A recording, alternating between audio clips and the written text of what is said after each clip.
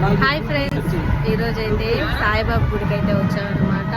కాళహస్తిలో అయితే వర్షము గాలి చూసారు ఎలా వస్తుందో. కరెంట్ కూడా లేదు, ఊర్లో అయితే కరెంట్ అయితే లేదు. సాయిబాబా గుడిలో కూడా ఇప్పుడే జనరేటర్ అయితే ఆన్ చేశారు.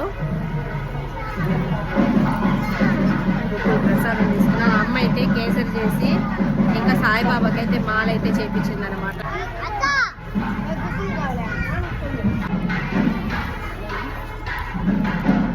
అదండి, అక్కడ పెళ్లి కూతురు కూడా ఉంది.